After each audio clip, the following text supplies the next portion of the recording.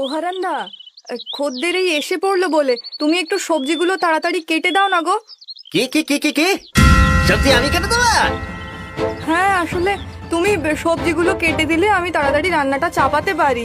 সত্যি রাধুনি, ধন্যি তোমার সাহস।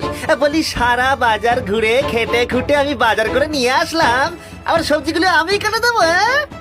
রোজ তো বলি না হারান্দা, কেবল আজকে এত দেরি হয়ে গেছে তাই আর কি। আজকের দিনটাই বা তুমি বলবে কেন রাধুনি? বলি কোন দেশের রাজকন্যা গো তুমি? হ্যাঁ, কোন দেশের রাজকন্যা? আজকে কুটনো করতে বলছো, কাল তো রেঁধে দিতে বলবে গো। আহা, একটা সামান্য কথা নিয়ে এত চেঁচামেচি করো না হারান্দা। তাহলে এখন তুমি আমাকে বলে দেবে যে আমি কিভাবে কথা বলবো। এই জন্য বলি এদেরকে বেশি মাথায় তুলতে নেই। আমার ঘাট হয়েছে হারান্দা, তুমি যাও, আমি একাই কুটে রান্না চাপিয়ে দেবো। তাই দাও না বাপু, তাই দাও না। বেলা তো বয়ে যাচ্ছে, খদ্দের আসতে শুরু করলো বলে। আর এদিকে মহারানীর এখনো রান্না বসলো না, এই করে করে হোটেলটা তো চুলোয় যাবে। অন্নপূর্ণা হোটেলের চাকর হারানের কাছে নিত্য নৈমিত্তিক এরকম কথা শোনা, তার অকথ্য অত্যাচার সহ্য করা রাধুনী লক্ষ্মীর যেন এক প্রকারের অভ্যেসে পরিণত হয়েছিল।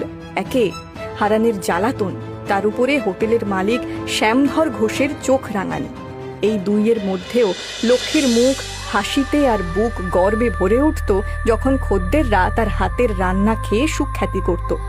যদিও তার এই হোটেলে কাজ করার আরও একটা কারণ ছিল, তার 10 বছরের ছেলে কার্তিক। সেদিন এই যে মহারানী, বলি থালায় লুকিয়ে লুকিয়ে কি নিয়ে যাওয়া হচ্ছে শুনি? হ্যাঁ, দুপুরের খাবার হারান্দা, ছেলেটা না খেয়ে বসে রয়েছে।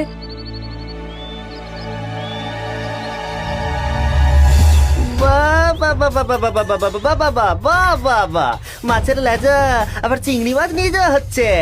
বলি এটা কি তোমার বাপের হোটেল নাকি? হারান্দা, বাপ মা তুলে কথা বলছো কেন? ছেলেটার জন্য পড়ে থাকা এই একটা মাছের লেজা নিয়েছি, তার জন্য তুমি? হ্যাঁ, তার জন্য বলছি, কারণ ওই লেজাটা মাগনায় আসে না, বাজারে গিয়ে কর্তাবাবুর গ্যাটের টাকা খরচ করে কিনতে হয়। কিন্তু কর্তা বাবুই তো হোটেলের বেঁচে যাওয়া খাবার নিয়ে যেতে বলেছেন। হ্যাঁ বলেছেন, কিন্তু তাই বলে রোজ রোজ তুমি মাছের বড় পিস মাংসের ঝোল ড্যাং করে তোমার রাক্ষসের মতো ছেলেকে গেলাতে নিয়ে যাবে, সেটা তো হবে না। হারান্দা, ওইটুকু মাছের পিস নিয়েছি বলে তুমি আমার ছেলেটাকে নিয়ে এমন বড় ছোট কথা বলছো? হ্যাঁ বলছি বলছি, কারণ এই হোটেলটা কর্তা মশাইয়ের গ্যাটের কড়ি দিয়ে তৈরি, সেটাকে এইভাবে হরিণ লুটের মতো লুটতে আমি দেবো না। এই রাখা রাখা বলছি মাছটা রাখা।